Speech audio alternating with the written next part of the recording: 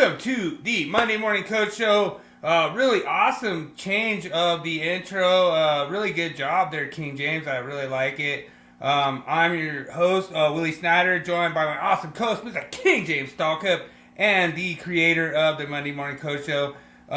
Just to give you guys some backstory, when we first started doing this, King James was like, "Oh man, we should do this and this and this and this," And I was like, yeah, and so this is all his creation, and I just try to support a little bit here and there of what his dream is, what his creation is. But this is really awesome, dude. I just want to give you a round of applause. Like, the Monday Morning Coach Show, it's so much fun. I can't wait to do it, like, every week. Like, it's so much fun. It's looking like I am going to the championship in Dynasty. Might beat Luke. It's real close. I'm ahead by 60 points, and he has Christian McCaffrey, and I have Kittle. I have Kittle. So we'll see. We'll see how it comes down. Kittle would have to get negative 30 points, and then CMC would have to get positive 30 points for me to lose. But we'll see. It's looking like I could be going the championship game. For Dynasty, so that's pretty cool. The one I went 8-1 last week in all my different fantasy, and the one that I lost, I was defending champion in.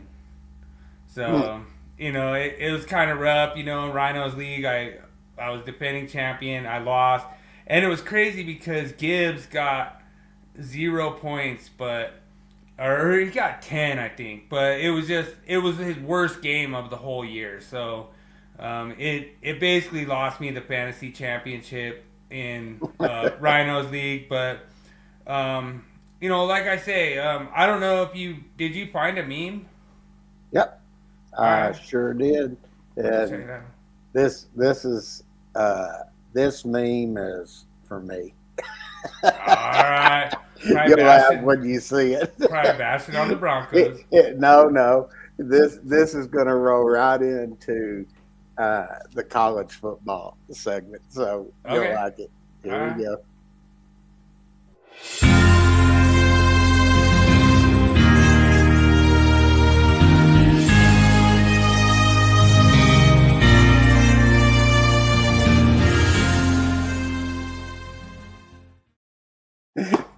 I love it. Bravo.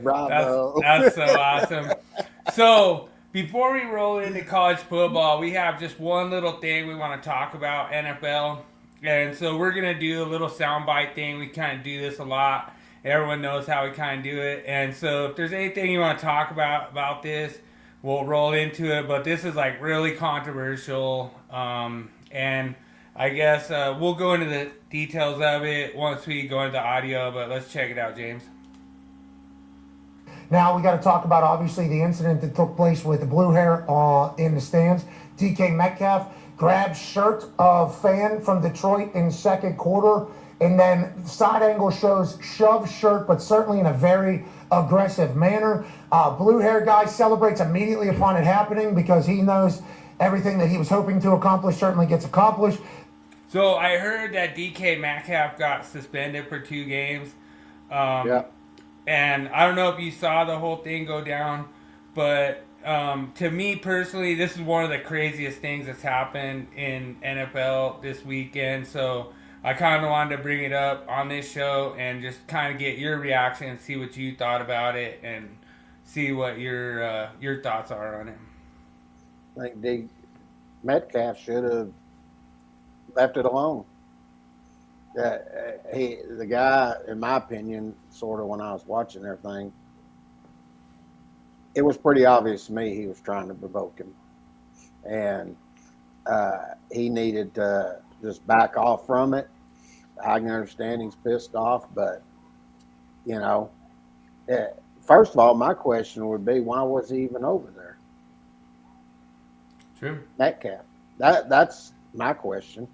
Why are you over there in the first place? And True. I think the guy tried to provoke him, and he got just what he wanted. And Metcalf should have backed off from it. Just It's simple. It really is that simple. Yeah, well, we'll keep going a little bit and just see kind of anything. There's a few little things that they say might change. There's certainly some physicality there from DK to Old Buddy. Now, Old Buddy told the Detroit Free Press that he called DK by his full name or something along those lines.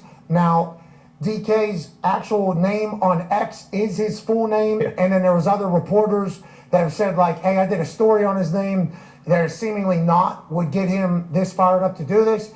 Then DK reached out to Ocho, and on Nightcap, Ocho said that he said the N-word, I believe, and said something about his mother.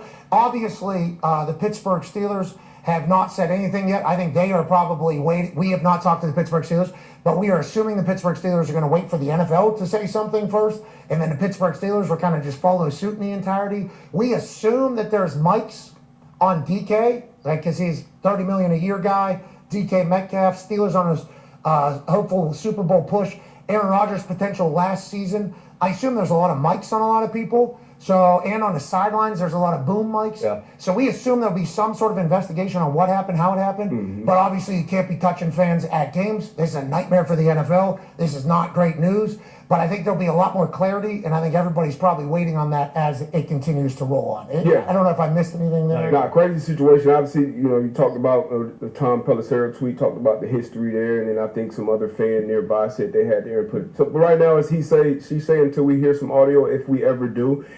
So one thing that I found out doing, kind of looking into this a little, I guess is the same fan that like DK Metcalf had like complained about at Ford Field when they played at Ford Field before. I guess he had a complaint out about this fan, and supposedly they didn't do anything. That's why he felt he had to take matters in his own hands. But honestly, you can't do that as like a superstar player.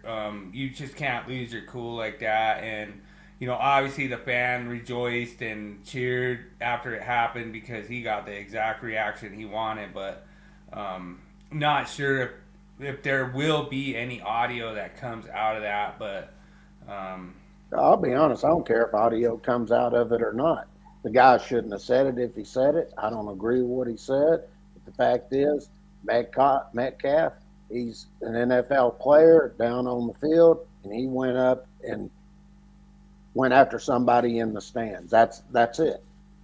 He's got to back off. That's just the way it is. yeah, It's not like, it reminds me of, did you ever see Slapshot? yeah.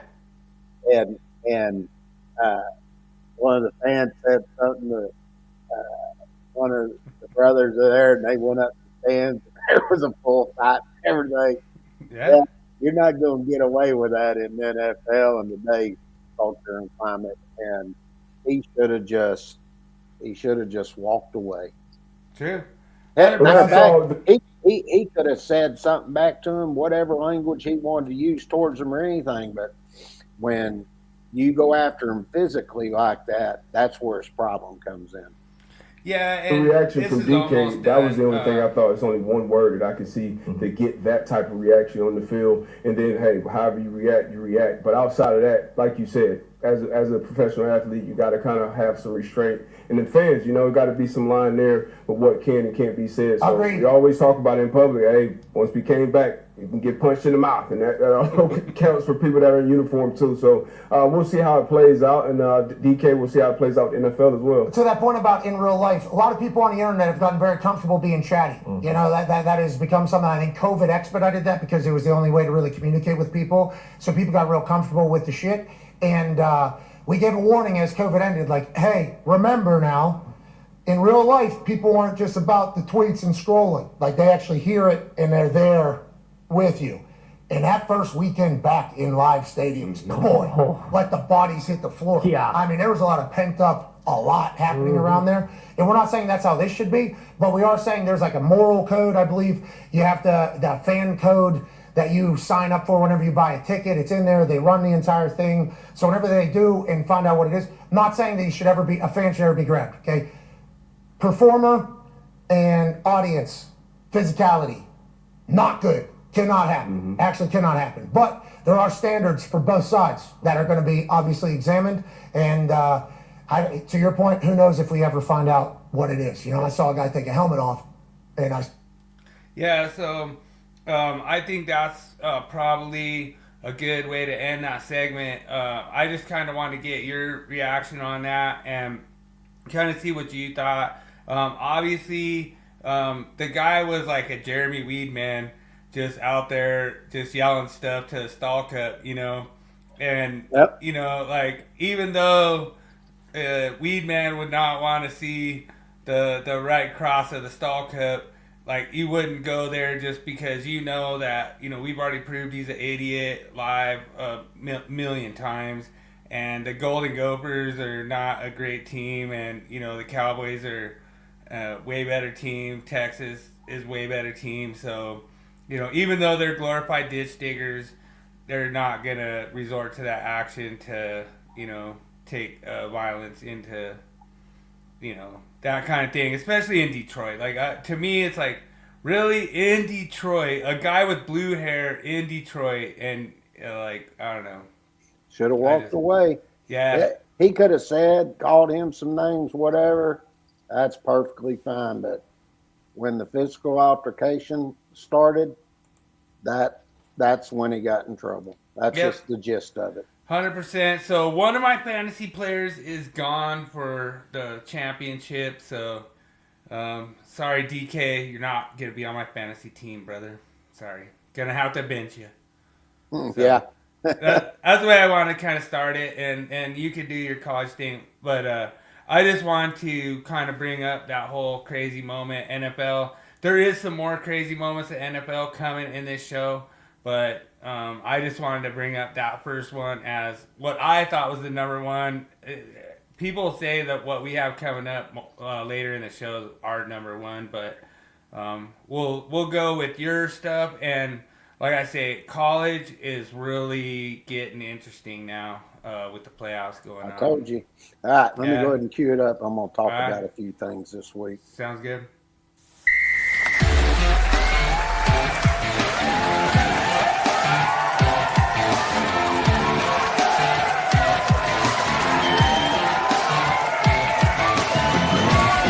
It's time for King James's college breakdown and rankings.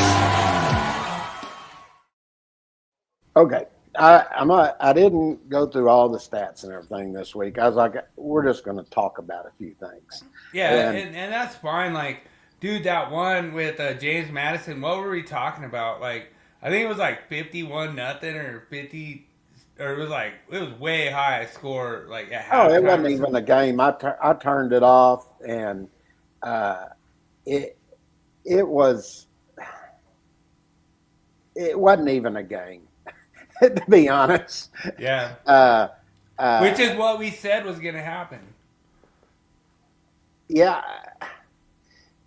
I watched all the games this week. I turned that one off, and I turned the one for Oregon off. I was like, oh, this really, really sucks. I mean, it was bad.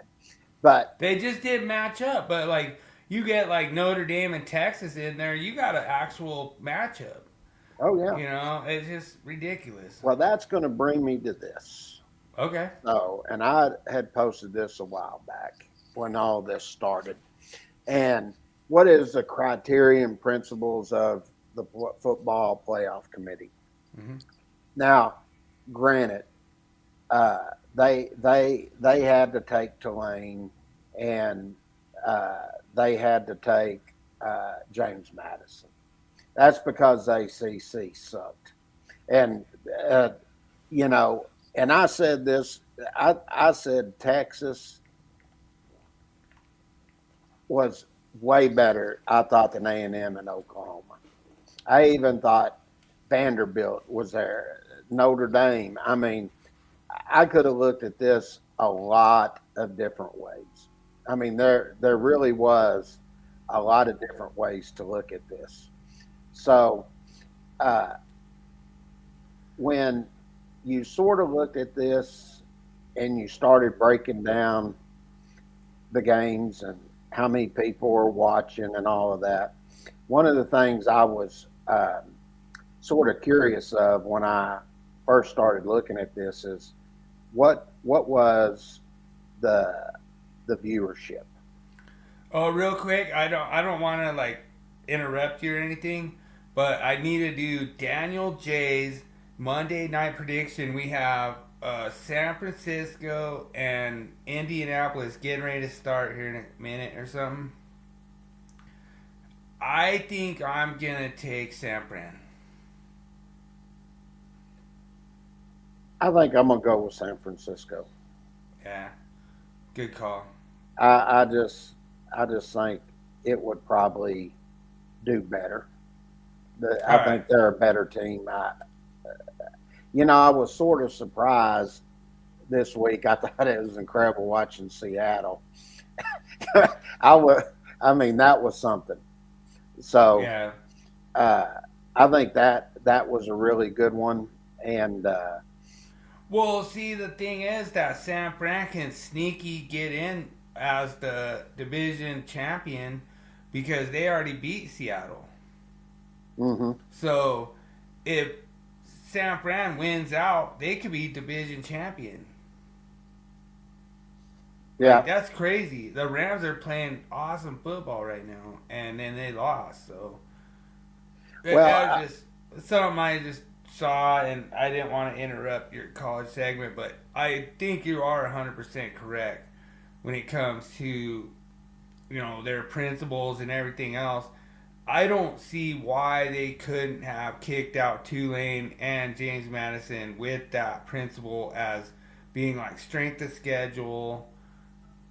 A lot of things that factor in. Like if you could take two or three of those things and factor them in and easily kick out Tulane and James Madison regardless of conference. yeah, yeah. I So think so. when you look at like who Texas beat, who Notre Dame beat, like Notre Dame's record, Notre Dame's ranking before the playoffs, all that, I think it was kind of underhanded. And to me, honestly, the only real solution, if you ask me, is if you're going to do that, then you need to put in more teams. I think they're gonna end up going to 16 this next week. I mean this next year. I could be wrong, but Well, you're definitely wrong. They're not doing it this next week. yeah, But they might do it in the next couple years. Like, I don't know. There's a lot of things that are pretty slow in the process, but honestly, I really think you have a really valid point that their principles are right here. You have their principles right here, and they did not follow them. that's right. They You know, didn't. I I think I think it's going to be really really interesting to see just what is actually going to happen this coming year. I yeah, just uh, I I don't know. It's interesting because I personally think there were other teams that were more deserving to be in this than the ones they had, and there has to be a change. I mean, there just has to be. I yeah, heard so many people that were coming on all these different uh, uh, sports, different social media sites and everything, and everybody was saying that it just went down. I heard somebody say that the viewership fell by 12%, I could see that. I mean, I and actually like what Notre Dame did. Like a lot of people are like, "Oh man, they should have played in the bowl game, whatever." But I agree with them 100%. Like I think that's ridiculous. Like you don't rank them number 9, then next week, like it just makes their whole system a joke. well, I Because think don't rank them number 9, then all of a sudden they're out of the playoffs the next week without even playing. I got one for you. Mm-hmm. I saw a thing somebody posted. Let me verify it real quick before I say anything because I don't want to say something. Well, one thing I want to say is we have this over here, you know. Broncos country, let's ride. Broncos country, let's ride. Then yeah, Broncos lost. Let's see. 12 game losing. 12 Yep. game winning streak. Okay, it's on the LA Times and everything, so it is right. Okay? So guess what Notre Dame did? What's that?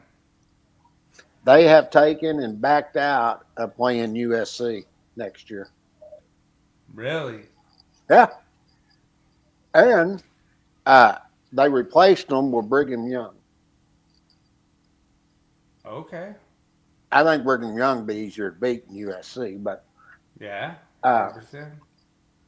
basically, this goes back to what I was saying when all of this happened. I said, what's going to end up happening, you're going to see a lot of these big teams, big games that we're wanting to see, you're going to start seeing these games canceled. These colleges, they're basically saying, based on exactly what I've been pointing out here, is they're going to look at this and they're going to say, you know what? These are your principles that you want us to follow. And you said one of the most important things that we look at the end of the season is your strength of schedule and head-to-head competition, and then comparative outcomes of common opponents. True. When y'all did it this year, you didn't look at any of that. Yeah, 100%. Like, it was really, like, problematic. Like, when you look at, like, Notre Dame didn't have the greatest strength of schedule. But they did win against ranked opponents. Like, they did take Pitt to the woodshed. Like, that was a pretty impressive game. But then you look at, like, Texas. Like, Texas beat some top ranked opponents. Like, I mean, I don't see why Texas shouldn't be in the big dance after they took A&M down the way they did. Like, that was just a dismantling of a high ranked team. You know, Sure. So for Texas to not even be in the final dance is just, it's an outcry right there, 100%. Well, Like, it's not like I'm trying to be like part of the biased Texas podcast. I just agree that you are right. They did not take this criteria into play. Like, I think Texas beat the most ranked opponents out of anybody out there. they were the only team that had 3 top 10 wins. Yeah. And if they had beaten Ohio State and Georgia, that would have been 5 top 10 wins. I mean, you want to talk about having the hardest schedule, but it goes back to what I was saying. You put Oklahoma and you took and put A&M in ahead of them. And I said A&M hadn't played anybody. They caught, and I'll state this once again, they caught Notre Dame at the first of the year. Notre Dame would kick their ass right now. Yeah. And it was funny because I was talking to some guys on social media, and they were like taking OKC, and they're like, "Who you gonna take OKC or Bama?" And I was like, "Dude, Bama's gonna 100% win that game." Yeah, You know? and as I watched that game, I was actually at the pool hall, and Oklahoma started off really good, but then reality set in. And it goes back to what I said about this game before it was going to be played. I said, if Alabama doesn't turn the ball over, they're going to win. And basically, from really the second quarter on, Oklahoma wasn't in the game. Once Alabama started getting it going, that was it. And well, and just like I said, like the Sooners were relying on their defense a lot, and they do have a good defense, but their defense just could not stop Alabama's offense.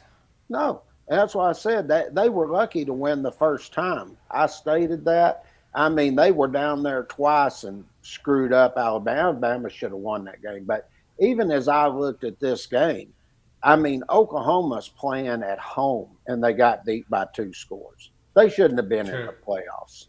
They wasn't one of the best teams. I mean, Texas beat them by 3 scores. I mean, it's pretty simple to me who should have been in, looking at what the criteria is from the selection committee, which they didn't follow. Then that brings us down to probably the most boring game of the whole weekend, which was Miami and Texas. Now, I'm going to say this, and was it Texas Tech? No, it was Miami and A&M. Oh, yeah, okay, yeah. But I can I was like Texas, yeah, Texas A&M. When you look at this, what was the final score on that one? Didn't you have a graphic? 10-3. It was 10-3. Miami. I mean, you had teams like Louisville put 21 up on put 24 against Miami, which they lost. SMU put 26 up on Miami and beat them. And hell, you just take somebody like Syracuse; they scored 10 points. Virginia Tech scored 17 on them. I mean, all you got to do is look at these teams and see what type of scores they were able to generate, and you're going to tell me, as some were saying earlier in the year, oh yeah, man, A&M. Some were saying they were the best team in the country and all this, blah blah blah blah. And then you come in and you look at. Do you have that graphic on the game of the week, like Miami A&M graphic? No, I didn't. Didn't you put it up on like one of the things, like just the score, like whatever, like one of your game of the weeks? No, I didn't do any of those. I was just talking about them this week because there were 4 teams playing. Next week I'll probably go over when we got some really. Because I thought you had like a graphic that showed like the game of the week with the. Oh, you just put it in the intro. Yeah, just in the intro. Okay. But if you go and you actually look at the game and see what the teams did and all of that, the only thing A&M did halfway decent was receiving. That was about it. But you go and look, they had 2 fumbles in the game. Guess who else had 2 fumbles? I'm sorry, they had 1 fumble and 1 interception was Miami. Okay. So they were square when you look at it. Each of them lost 1. So the turnovers were exactly the same. As I look and watch this game, I didn't think Miami deserved to be there because A&M's not that good. And they proved it playing against Miami. I think if this game had been, I think a better game that would have been on the docket right there if we could have seen it would have been Notre Dame and Texas playing each other. Yeah, I agree with that 100%. And then you go in and if you look at the seed, Notre Dame would be like the 9 seed versus like the 4 seed. Notre Dame, they would have been probably they wouldn't have moved up ahead of them. Somebody would have had, I think, in my opinion, I think Alabama should have been where A&M is. Or maybe even Texas. Or you move Notre Dame up. I'm not sure how they would do it. But so Notre Dame was ranked number 9. And A&M was what, at like 4? Well, they were number 3. The Texas beat them. They moved them down to number 7, and then they moved Miami up ahead of Notre Dame, which become number 10, and then you got your 2 at large in, which was Tulane and James Madison. Let's just hypothetically say Notre Dame was at number 9. Who would they play? If they they'd have played Miami. No, if they were number 9, they would have played Oklahoma, where they had Oklahoma at number 8. Well, no, if you took Oklahoma out and moved up Alabama, they probably played Alabama. See, that would be a good college game. Like, I'd be all over that one, but I'm just saying hypothetically, it doesn't matter. I mean, we're not trying to get like a lot of viewers in here by, hypothetical things. We're just trying to say, yeah, Notre Dame should have been in, Texas should have been in. James Madison they were out of their league.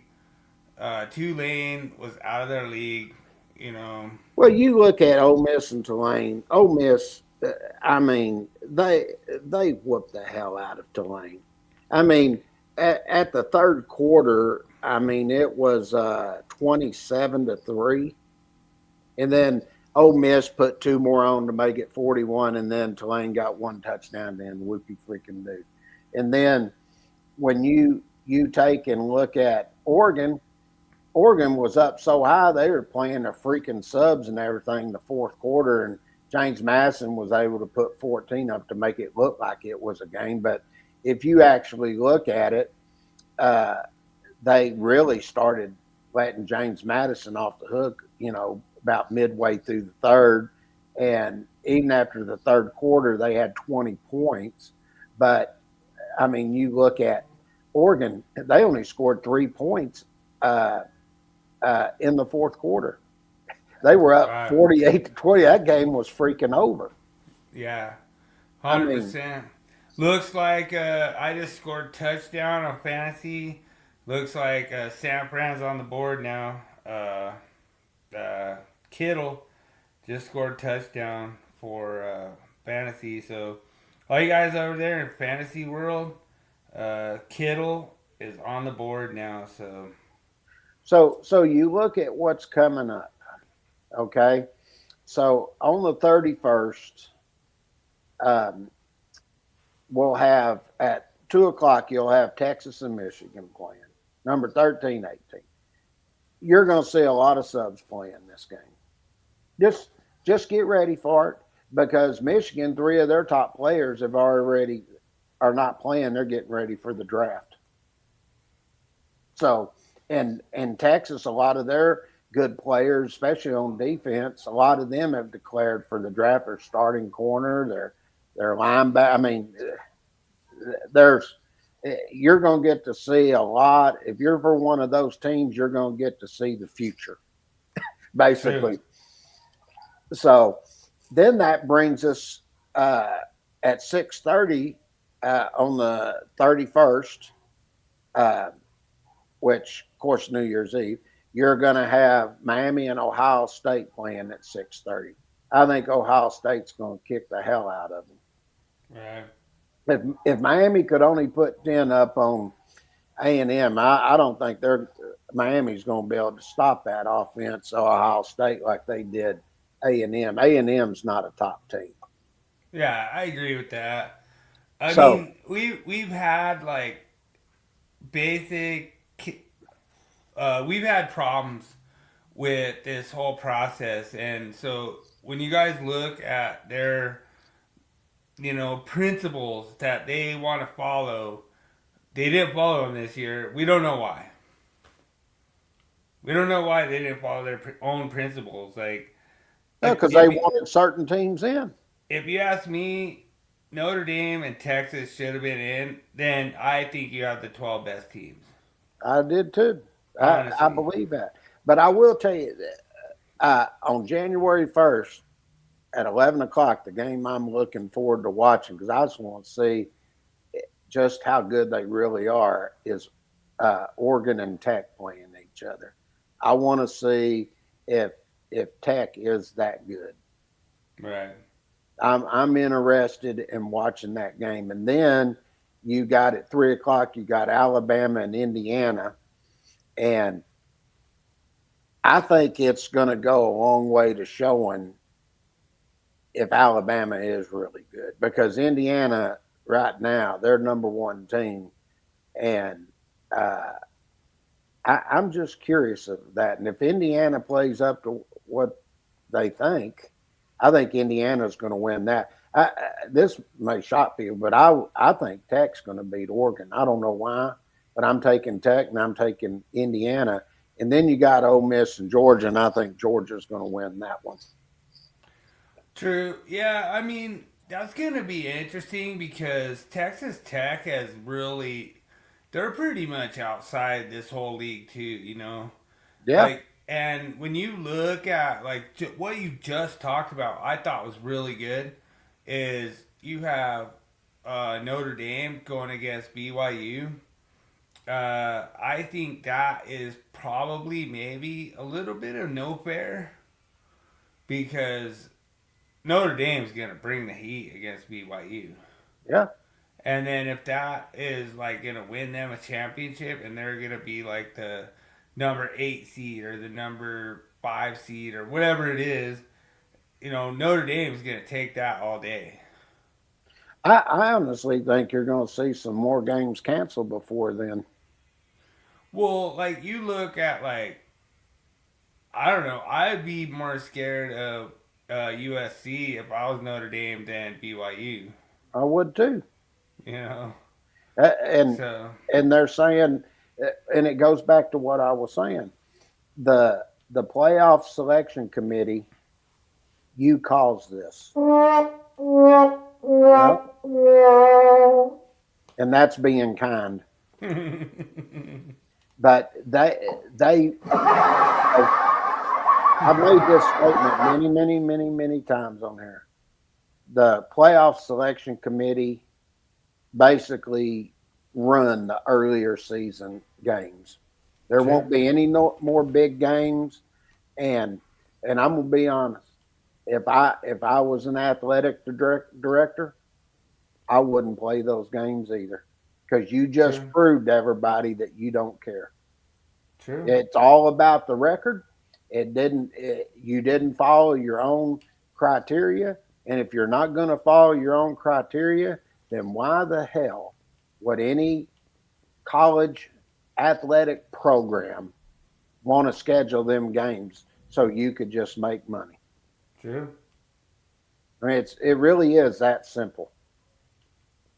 So I think it's going to be interesting to see what happens from this point on, and that pretty much is going to get me through college football the week. There wasn't really much going on, and pretty soon I'm going to get in after we get through all of these playoffs and everything.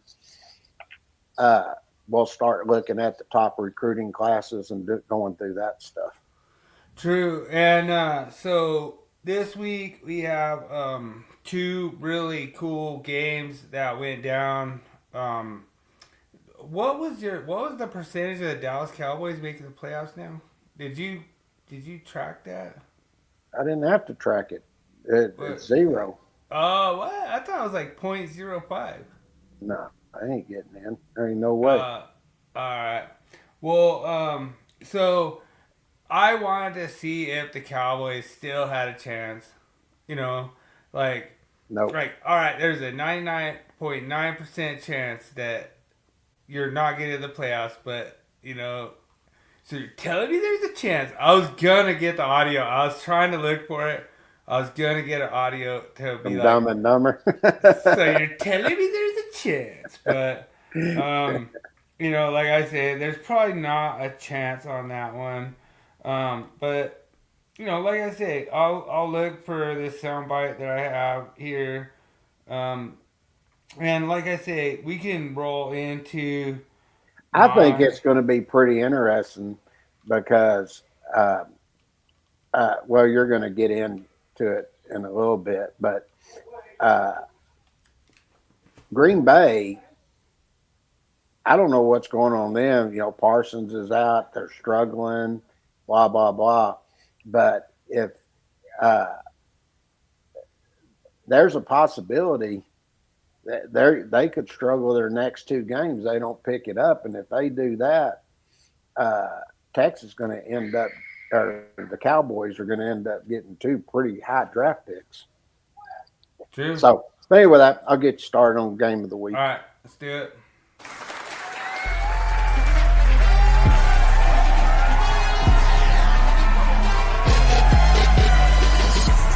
Now it's time for.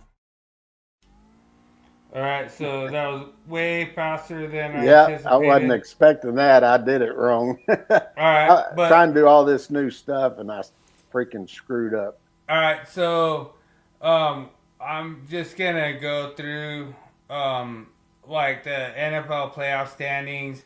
It's looking really good for like all these teams that are at the top. Seattle Seahawks, but you know, depending what happens tonight, how do you got that? Oh, okay. Oh, I see. I was like, Yeah, the ones that are on the where it's got a separation, those are the ones that for the wild card. I thought you did like division, and I was like, how? Those are division. I've got them set with division. I was like, how is the Seattle Seahawks in the same division as the freaking Bears? But no, those are your leaders right now in the conference. Yeah, so dude, I really like how you did that. That's really sick. So Broncos best NFL right now. You got the Patriots. You got the Jags trailing a little bit. Steelers are coming in there. I don't know how the Steelers are doing this so good. Looks like the Chargers could play spoiler here when it comes to division. Like if they like win out. Bills are looking solid. Houston Texans are going to try to seed up in there. And then we'll see how the Colts do tonight. And the Ravens are not done. So that's pretty cool for the AFC. Really good. I like that breakdown, King James. That was really cool. Yep. I like how you broke it down like that. Then we go over to the NFC, and then you have the Seahawks leading somehow with that miracle win against the Rams. I don't know how they won that one.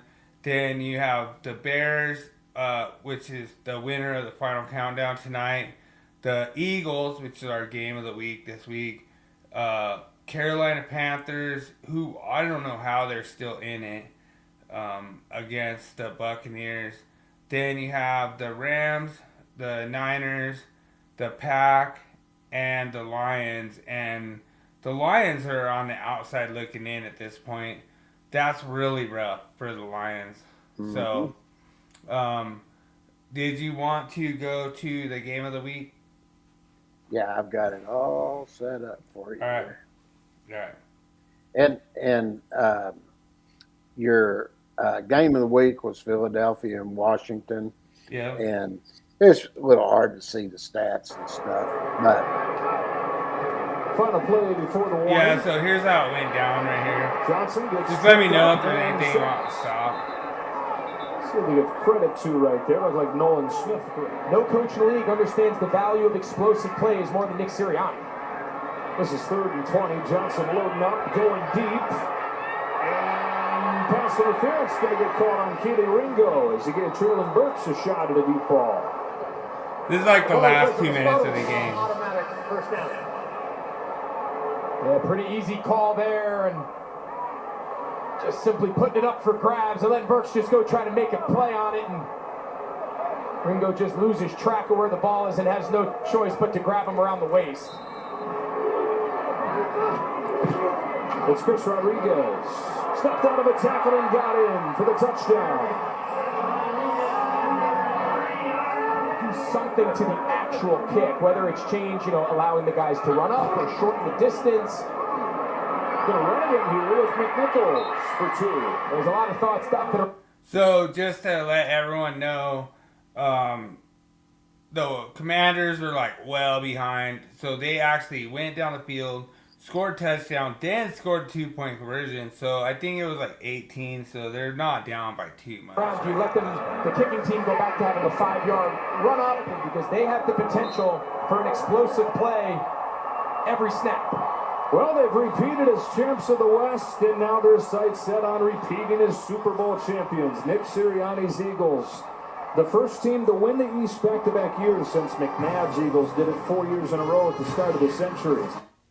So they repeated as he said West, but I don't know. I think he misspoke. That was supposed to be I think they're champs. I think they won the East NFC East. Yeah, they won the NFC East. Yeah. And basically, what it come down to, I watched the game, and basically Philadelphia bullied them.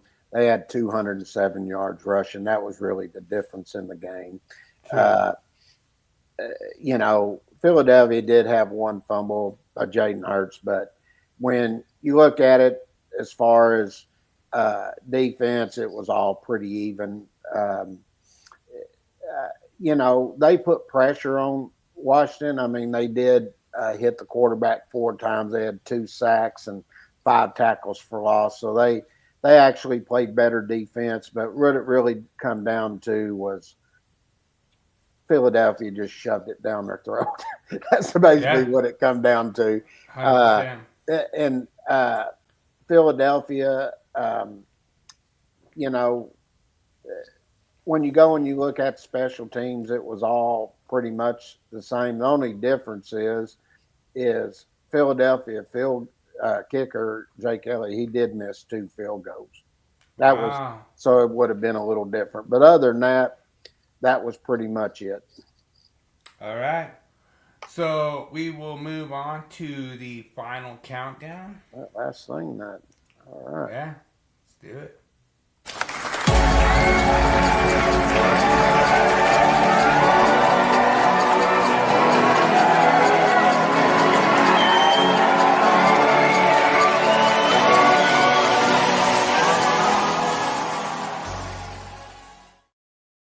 Okay. Before you get started with this, and I want to take issue. Okay. Even though this is the final countdown, I've also have to give it up, which either one of these could have been it. This could have been the final countdown, but also that Chicago Green Bay game could have been too. Yeah, I thought about it. 100%. Like the Chicago Green Bay, dude, that would be the second time that Chicago won the final countdown. That game, man, I was like, that was a good freaking game. I don't care what anybody says. I enjoyed the hell out of that game. I agree with you. Like I say, what was so amazing to me was that it was I actually tried to pick that one, but I thought about it and I was like, dude, this is the most amazing moment in Final Countdown history right here. So here's how it went down. Let's go. Oh, no! No good! So that was the sound of a field goal post getting hit by the Steelers field goal kicker. It was like a donk. Like you could hear it. Like we go back. Alright, so immediately donked. Oh, no! No good! Here we go, Joe. Oh, I was hoping to hear that one more time from the 27. Handoff Gibbs. They got him by the uniform. Dude, that was so crazy because I have Gibbs in my fantasy, and they like grabbed him by like the t-shirt underneath his uniform to tackle him. You know, and I was like, what? I was like, they could do that? And he's going to be dropped for another loss. Amon-Ra in motion. Stay in the game. Got to pick up a first. Down the middle, tip, incomplete. The Steelers make the play. Oh, the flag comes out. 2 of them late. Take a look. So that was on Williams, and it was like, what? Okay, so now they got pass interference, defensive DPI, defensive pass interference. Right here. Pass interference, number 29, defense. False place at the spot of the foul, automatic. First down. Gibbs lines up wide to the right.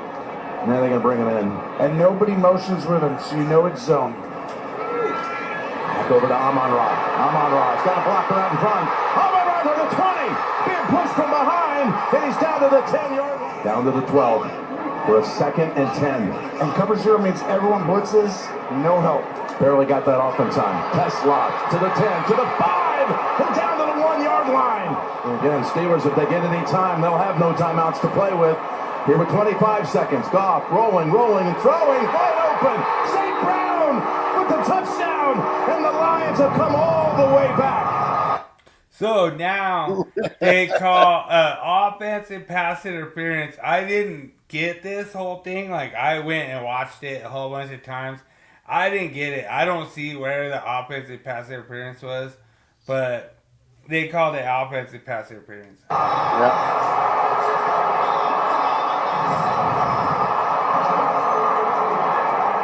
Could they be calling a pass interference?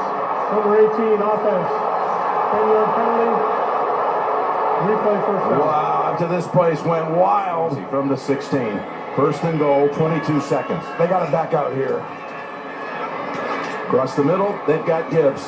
He's tackled at the 8-yard line. Timeout. Can they pull it off with the season in the balance? Goff fires at the 1. He didn't get across, but there are flags down. Ball ends up in the hands of Goff. He goes to cross. So just to give everyone insight on what happened here, so Goff passes to St. Brown.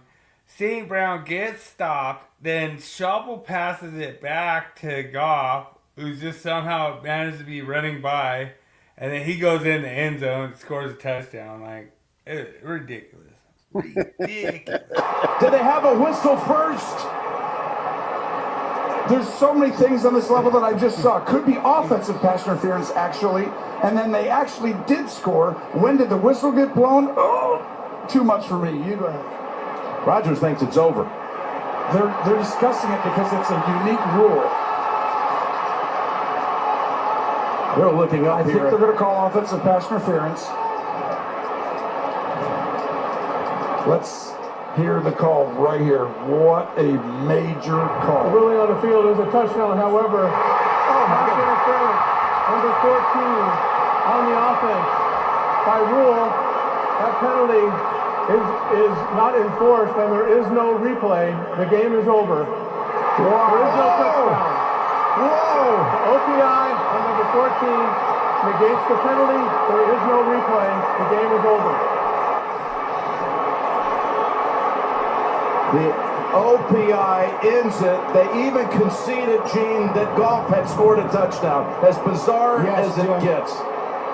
Yeah.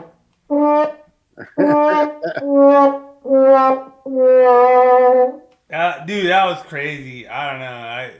To me, honestly, that was just, it blew me away. My question is, did you know that rule? Yeah. You knew that rule? I wasn't 100% sure on it. I was well, if you have offensive pass interference and you score a touchdown, like, you know, the thing is, it's like we've already debated this before in the electrical code world. Like, if something's already a violation, can you just ignore it? No, I'm not saying ignore it. I mean the game being over. Well, like, yeah, I mean, because he scored a touchdown. They said he scored a touchdown, but the game's over. Doesn't count. Well, the offensive pass interference actually overrules that. I agree, but my whole point was I understand that, but a lot of people probably thought at that point that what was going to happen was they would replay the play again. Yeah, I agree. That's what I'm asking, because I thought they were going to replay the play again from that because he scored the touchdown. And they even stated that. They said, but since time had ran off, the game was over. I was like, well, I thought if there was interference, I guess that's only if it's on the defense. But if it's on the offense, the game's over. So you could invoke the 10-second runoff rule for a penalty against yourself. So like there would be a 10-second runoff. So like if there was 20 seconds, then yeah, they'd stop 10 seconds. They'd do it again. That was interesting because you could tell by the way the people were acting when they said it was a touchdown. They all were cheering and everything there in Detroit because they thought they had won the game, and then they come in and said that, and the people were like, "What?" They didn't know what to do. Yeah, no, 100%. Dude, it's so freaking awesome. Like doing this, I love the NFL. 9-0 this week. I did not lose in fantasy this week, so pretty cool. I'm going to a fantasy championship, so maybe next week I'll cover the fantasy championship and see if I actually bring home another fantasy title for the Monday Morning Coach Show. But we'll see.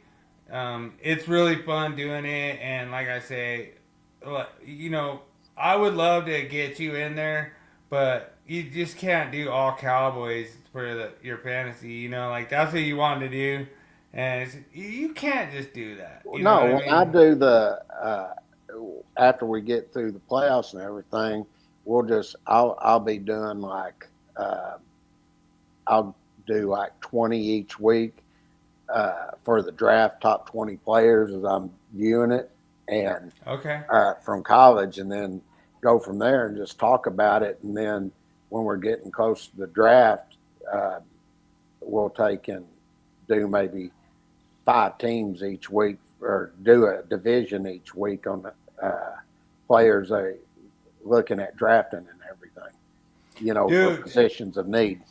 Dude, that would be so cool. Like for fantasy wise, like I really want to know who your number one, like of course it's gonna be Indiana's quarterback. I can't remember his name, but like I think it'll be interesting. I think it's going to be Mendoza, right? Oh, Mendoza's name, but Mendoza is like the number one quarterback for 2026, right?